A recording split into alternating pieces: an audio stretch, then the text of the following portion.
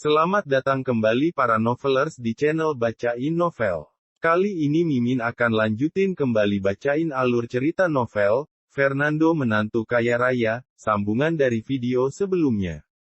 Tapi sebelum itu, jangan lupa bagi yang belum subscribe tolong di-subscribe, agar Mimin makin semangat upload alur cerita novelnya. Dan jangan lupa juga, aktifkan tombol loncengnya agar kalian tidak ketinggalan update terbaru dari channel ini. Selamat menikmati alur ceritanya. Bab 267. Hadiah 2 miliar rupiah. Dahlan membesarkan matanya, lalu menghela napas dan tercengang di sana. Sanak saudara lainnya pun ikut tercengang. Berikan hadiah sebesar 2 miliar rupiah kepada seorang penyiar wanita, seberapa kayanya si pemberi hadiah itu? 2 miliar bagi mereka sudah termasuk angka sangat besar. Hadiah 2 miliar rupiah itu akan diberikan dalam bentuk tunai. Dahlan bertanya sambil menelan ludahnya. Tentu saja 2 miliar dalam bentuk tunai. Dengan angkuhnya Yatin berkata, bulan ini, gajinya Jaina kalau dibagi-bagi, hampir 1 miliar 2 juta rupiah. 1 miliar 2 juta sebulan. Dahlan menjawab dengan terkejut, aku tidak pernah mendapatkan uang sebanyak itu selama hidupku. Jaina dalam sebulan bisa mendapatkan uang sebanyak itu. Luar biasa. Dahlan bergegas ke arah Jaina dan mengacungkan jempolnya berkata, memang pelajar internasional. Fernando, si pengecut itu, bahkan tidak dalam satu tingkatan denganmu. Walaupun serumah, tapi kalian berdua berbeda jauh. 1,2 miliar sebulan, kalau dihitung setahun sudah dapat 12 miliar rupiah. Paman Dahim berkata dengan penuh iri. Jaina, kamu baru pulang saja sudah bisa menghasilkan uang sebanyak itu. Dalam waktu setahun saja, kamu sudah bisa jadi wanita kaya raya. Tidak kok, kebetulan saja rezekiku datang bulan ini dan adanya dukungan dari Tiran. Jaina menggelengkan kepalanya menjawab, kalau bulan ini tidak dihitung, hasil pembagian dari pemasukan hadiahku dalam sebulan cuman 140-160 juta saja. 140-160 juta sebulan juga tidak sedikit. Dengan sangat irinya Puspita menjawab, seperti aku, sudah dapat pekerjaan sebagai karyawan di KTV, hanya digaji 8-10 juta saja per bulan. Gajimu itu adalah pemasukanku selama 2 tahun.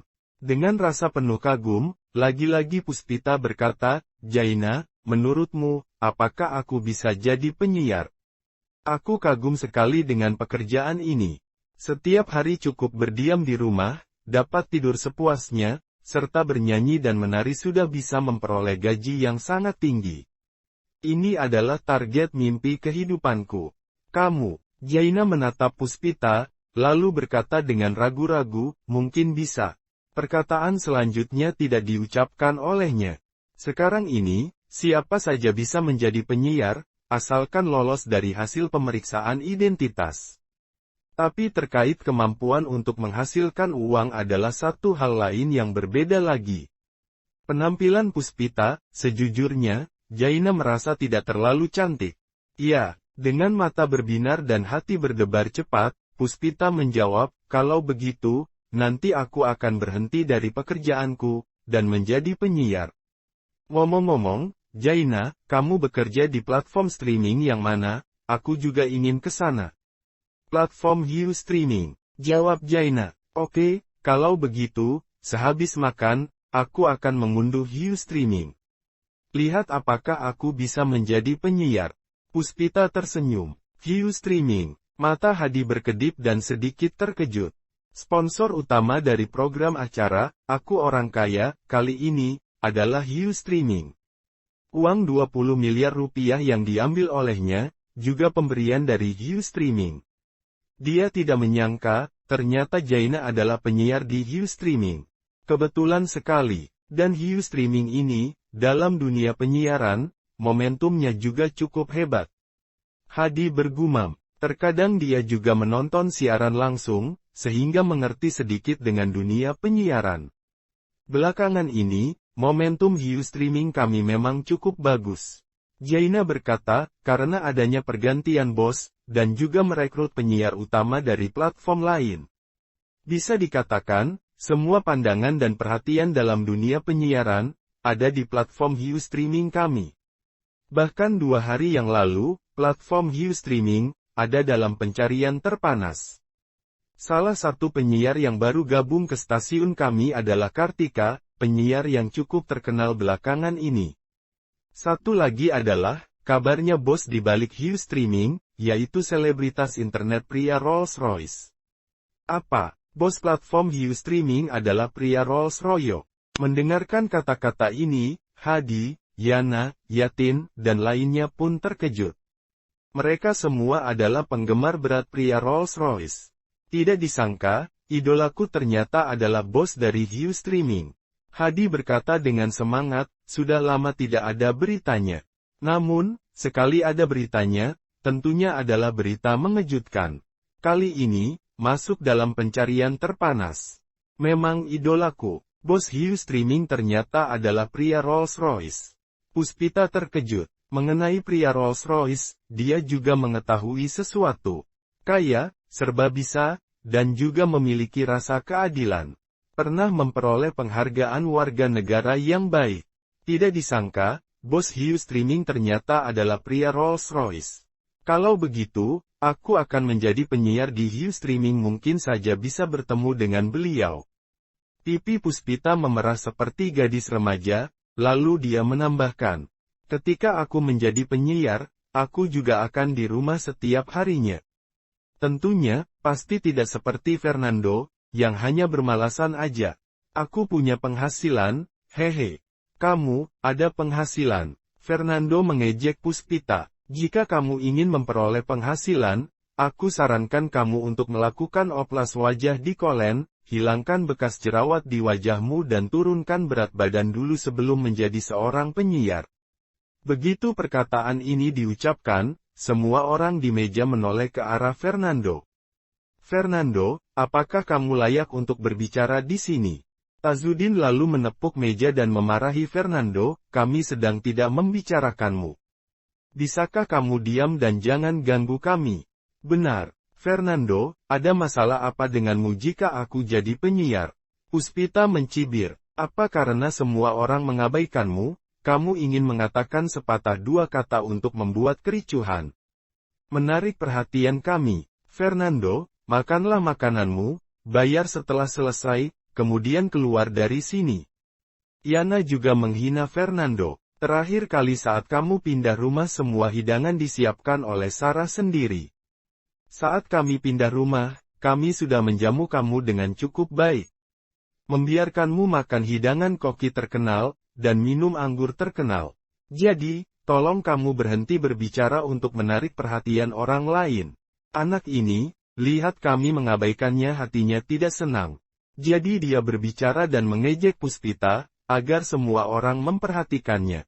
Ibrahim juga menggelengkan kepalanya, tapi, dia tidak tahu, semakin dia begitu, kita semakin membencinya. Apa yang kalian bicarakan dari awal sampai akhir? Semuanya berhubungan denganku, dan masih menyuruhku diam. Fernando berkata sambil memutar matanya. Ada hubungannya denganmu. Mendengarkan perkataan ini, suasana di meja menjadi sunyi, kemudian diikuti dengan suara tawaan. Fernando, apakah kamu bodoh? Hal mana yang kami diskusikan yang ada hubungannya denganmu? Yana tertawa terbahak-bahak sambil memegang perutnya. Dik Fernando, jangan-jangan idolaku pria Rolls-Royce ada hubungannya denganmu. Atau hadiah 2 miliar, Hiu Streaming pencarian terpanas di Twitter, berhubungan denganmu. Hadi menatap Fernando dengan penuh candaan. Apakah kamu tidak tidur nyenyak tadi malam dan sekarang masih sedang bermimpi? Kamu tidak malukah demi mendapatkan perhatian kami? Semua yang aku katakan tadi adalah masalah besar. Ada sebagian yang dapat mengubah suatu industri, ada juga yang bisa membiarkan semua orang melihat. Adik Fernando, kamu hanyalah orang kecil, namun mimpimu benar-benar cukup besar. Beberapa sanak saudara lain juga tertawa terbahak-bahak. Fernando, mohon tutup mulutmu. Mulai dari sekarang, kamu tidak boleh berbicara begitu. Kamu berbicara, Tidak hanya mempermalukan dirimu saja, namun kamu juga mempermalukan keluarga Yasmudi di hadapan banyak saudara di sini. Tazuddin menepuk meja lagi dengan tatapan penuh amarah. Benar-benar membuatku marah. Apa yang Fernando katakan tadi, apa bedanya dengan seorang badut? Bab 268. Jika keluarga sendiri yang membual, itu masih tidak apa-apa. Masalahnya hari ini adalah acara pindahan rumah, semua sanak saudara ada di sini, dan Fernando masih membuat keributan. Yang malu tidak hanya Fernando saja, tetapi juga satu keluarga Yasmudi. Hal ini pastinya membuat Tazuddin sangat emosi. Kak Fernando. Jaina menatap ke arah Fernando. Dalam kesan Jaina, Fernando bukanlah seorang pembual. Tapi mengapa hari ini menjadi sangat aneh? Di sudut ruang tamu, ada seorang pria parubaya yang sedang memegang buku catatan dan kartu pers di dadanya, menatap Fernando. Dia dengan segera menundukkan kepalanya untuk menulis catatan. Pada acara pindahan rumah, Hadi menjadi sorotan utama, dan dipuji oleh kerabat. Menantu yang tidak bermoral dari keluarga Tazuddin, secara alami diabaikan oleh semua orang. Tapi orang ini, suka membuat keributan, mengatakan kata-kata yang tidak sopan. Perkataan yang diucapkannya ditertawakan oleh para kerabat. Hal ini menunjukkan orang kasihan justru akan dibenci oleh orang lain. Intinya, rekaman video hari ini berjalan lancar. Semenjak Hadi menjadi orang kaya, dia mampu membeli villa dan mobil mewah, serta menjadi sangat gengsi. Dia menjadi pusat perhatian di depan kerabat dan mertuanya. Di saat yang bersamaan, untuk Fernando yang selalu kesal dengan Hadi juga mempermalukan dirinya sendiri di depan semua orang. Jika video ini disiarkan, hasilnya mungkin akan baik, dan akan mendapatkan peringkat TV. Acara berlangsung hampir setengah jam. Fernando, apakah kamu sudah kenyang? Kalau sudah, cepatlah pulang ke rumah. Tazuddin menatap Fernando, keberadaanmu di sini, menggangguku. Melihatmu, membuatku tidak nafsu makan. Sayang, ayo kita pulang. Fernando berbicara ringan sambil meletakkan sumpit. Sarah menganggukkan kepalanya, lalu berdampingan dengan Fernando meninggalkan ruangan. Sarah sudah tidak sabar dengan kerabat di sini sejak awal. Adik Fernando, jangan lupa untuk membayar uang, via OVO, Hadi berteriak dari belakang. Oh iya, Fernando. Yana juga berkata, villa kamu adalah pemberian dari PT Nando Jaya kepada Sarah. Itu dapat ditarik kembali kapan saja. Jika kamu tidak bisa tinggal di rumah kami. Tapi harus membayar biaya sewanya. 1 bulan, cukup 16 juta saja. 16 juta. Pengecut ini kalau ada 8 juta sebulan saja sudah bagus. Dahlan mencibir. Kelak, aku akan tinggal di villa ini. Tazuddin senyum dan berkata, tidak usah tinggal di tempat Fernando. Melihat pengecut itu, sudah cukup membuatku emosi. Di saat ini, Fernando dan Sarah sudah sampai di luar villa. Sayang, perkataan dari para kerabat itu, benar-benar menjengkelkan. Sarah menggertakkan giginya karena marah. Mereka juga tidak lihat seperti apa rumah mereka. Rumah apa yang mereka tinggali, dan mobil apa yang mereka kendarai. Apa hak mereka untuk berbicara buruk tentangmu? Sifat dari orang-orang ini memang begitu, sulit untuk berubah. Ujar Fernando. Sayang, kamu adalah orang kaya, dan aku tahu itu. Sarah berkata lagi. Mobil dan villa kita, kamu yang membelinya. Mengapa kamu tidak memberitahu kepada para kerabat itu? Aku berpikir, jika kamu memberitahu mereka, pasti akan membungkam mereka. Fernando tersenyum, menurutmu, jika aku beritahu mereka, apa mereka akan mempercayainya? Villa yang harganya hampir 200 miliar dan 2 mobil Mercedes-Benz, apa mereka akan percaya jika aku, Fernando, mempunyai kekayaan ini? Kenapa mereka tidak akan percaya? Sarah sangat bingung. Itulah sifat manusia. Fernando berkata, misalnya, kamu memiliki kerabat yang sangat miskin, seperti Paman Ibrahim yang tinggal di rumah yang terbuat dari tanah. Tapi suatu hari, dia tiba-tiba memberitahumu bahwa dia adalah orang yang sangat sangat kaya, dan kemudian mengendarai mobil mewah di hadapanmu. Menurutmu, apakah uang itu adalah miliknya? Tentu saja tidak. Bagaimana bisa orang yang begitu miskin tiba-tiba menjadi kaya? Sarah menggelengkan kepalanya. Reaksi pertamaku adalah mungkin dia melakukan sesuatu yang ilegal, lalu memperoleh banyak uang. Benar, Fernando berkata, begitu juga dengan para kerabat itu. Sebelumnya, di mata kerabat, aku adalah seorang pengangguran. Meskipun sekarang mempunyai uang, juga akan sulit untuk mengubah dan meyakinkan mereka. Dan satu lagi adalah, sayang, kamu adalah penanggung jawab daerah miskin, dengan gaji tahunan hingga puluhan juta. Jadi, mereka secara alami akan berfokus padamu, mengira bahwa uang tersebut adalah milikmu, aku hanyalah seseorang tanpa penghasilan yang bergantung padamu. Ternyata begitu, Sarah mengerti. Tentu saja, jika ingin membuktikan kepada mereka bahwa aku punya uang, gampang saja, cukup langsung tunjukkan saldo kartu bank aku kepada mereka. Fernando tersenyum lagi. Tapi, apakah itu perlu? Orang-orang ini, layakkah untukku membuktikannya? Kita bahkan tidak dalam satu dunia yang sama, mengapa aku harus menunjukkan diriku di depan mereka? Asalkan aku menjalani hidupku dengan baik, itu sudah cukup. Ya, sayang, kamu benar. Sarah tersenyum, kita cukup menjalani kehidupan kita sendiri saja. Terkait para kerabat itu, jika beritahu mereka kita memiliki banyak uang, mungkin setiap hari akan ada yang datang untuk meminjam uang. Benar-benar mengganggu. Setelah mendengarkan kata-kata Fernando, suasana hati Sarah tiba-tiba menjadi lebih baik, lalu dia pun memegang lengan Fernando. Sayang, ayo kita pulang. Meskipun tidak perlu membuktikannya kepada mereka, tetapi aku, Fernando, bukanlah orang lemah yang mudah diganggu. Hadi Zaid ya, hanya beli sebuah villa sudah begitu angkuh. Tapi villa ini, dia bahkan tidak bisa tinggal selama seminggu. Fernando mencibir. Acara pindahan rumah berakhir di sore hari dan Hadi mengantar semua kerabat itu pulang. Di rumah, hanya tersisa dia, Yana, Tazudin, Ibrahim dan putrinya. Tiba-tiba, telepon Hadi berdering. Hadi pun mengangkat telepon, dan saat melihat nomor teleponnya, wajah pria itu tampak serius. Dia pun bergegas ke tempat kosong untuk menjawab. Halo, Hadi, 6 miliar itu semuanya sudah ditanamkan. Bunga bulanannya sebesar 6%.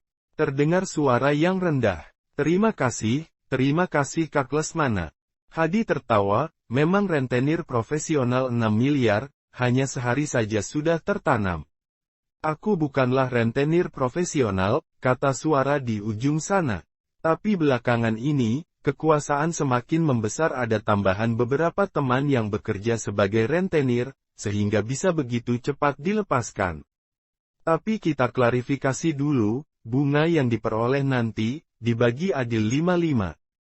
Tenang saja Kak Lesmana, aku, Hadi Zaid, selalu melakukan apa yang sudah dijanjikan. Asalkan modal awal dan bunga dapat dikembalikan, kita akan membaginya dengan adil, Hadi segera berkata. Haha, kamu tidak perlu khawatir tentang masalah pengembalian modal.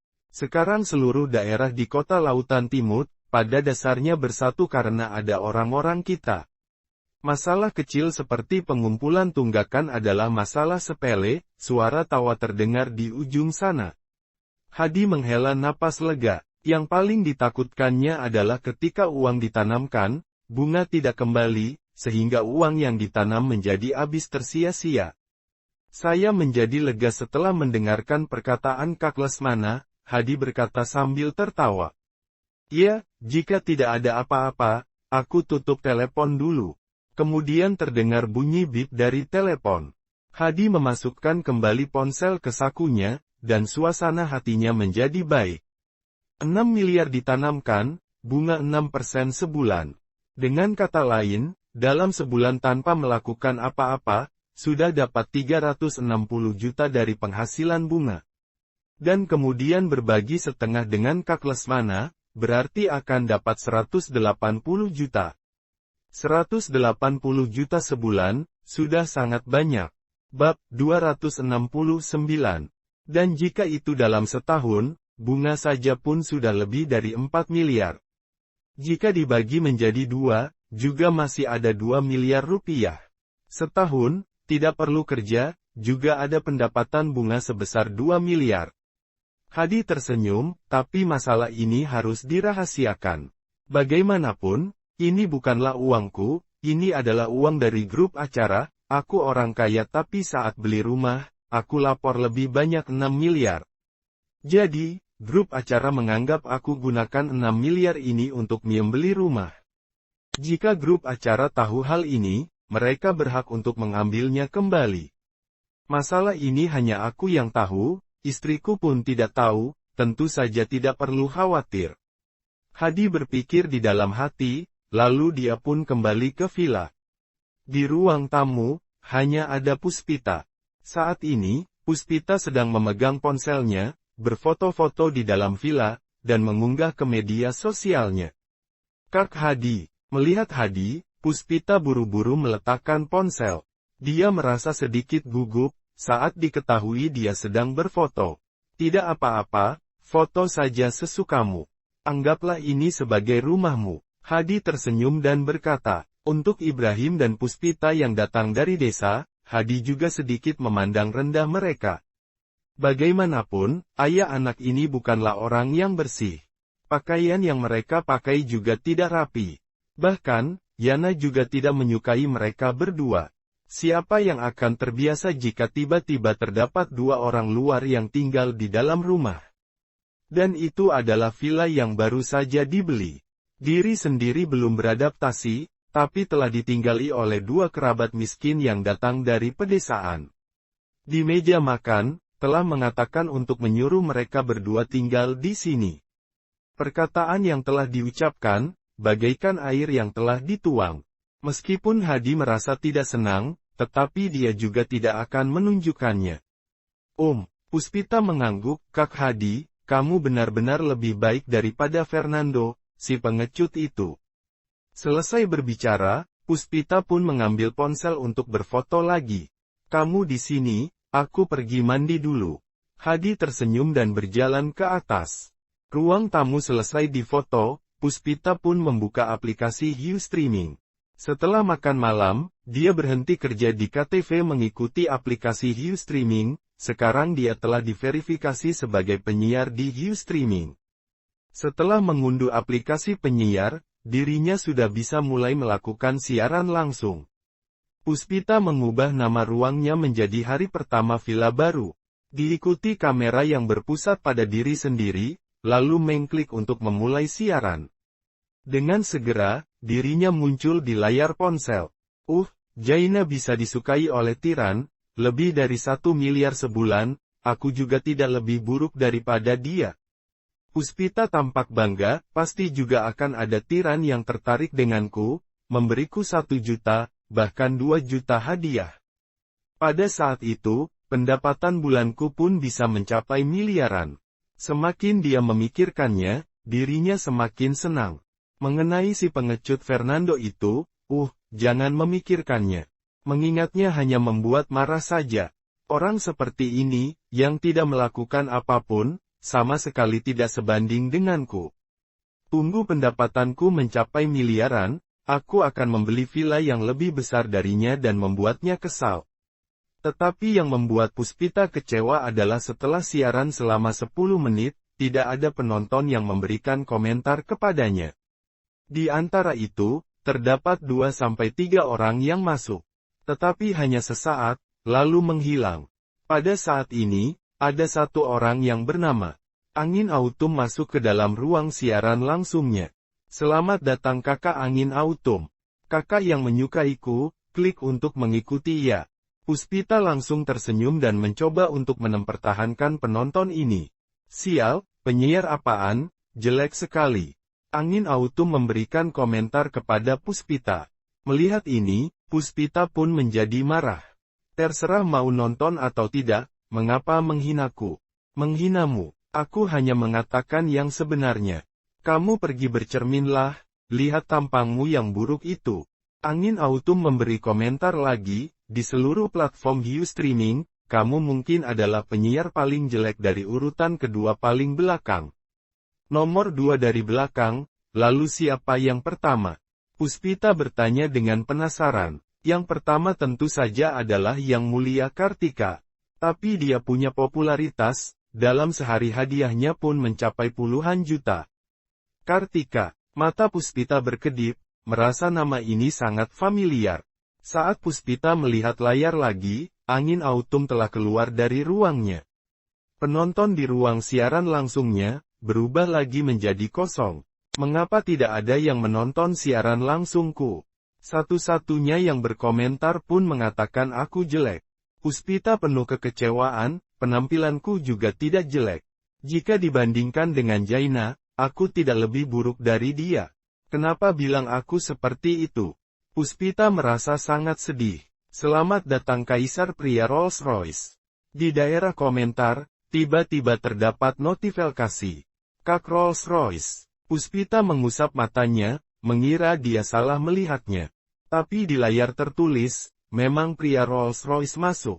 Dan sekarang, View Streaming menetapkan kebijakan baru, penonton yang menghabiskan semakin banyak uang, tingkatannya akan menjadi semakin tinggi. Yang terendah adalah Ksatria, diikuti dengan Baron, Viscount, Markis, Kaisar. Kaisar adalah peringkat tertinggi. Dengan menghabiskan 2 miliar sebulan di View Streaming, baru bisa mendapatkannya.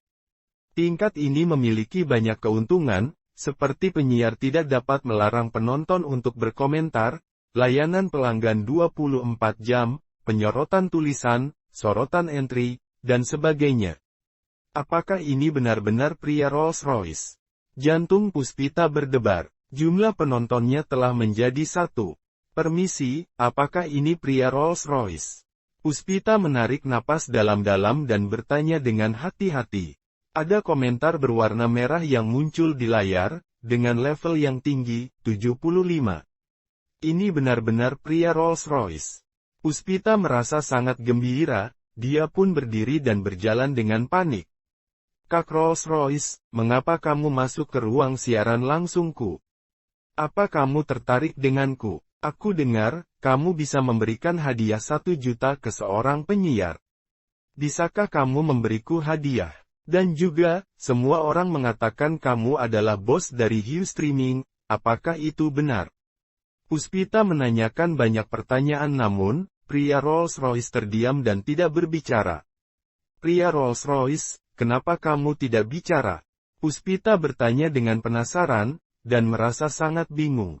Masih terdiam. Kemudian, muncul notifikasi, pria Rolls-Royce, mulai mengikuti Anda. Pria Rolls-Royce mulai mengikutiku. Puspita melompat dengan terkejut, apakah dia suka padaku? Tapi kenapa dia tidak berbicara dan tidak memberikanku hadiah? Tapi dia sudah mengikutiku, aku pun merasa senang.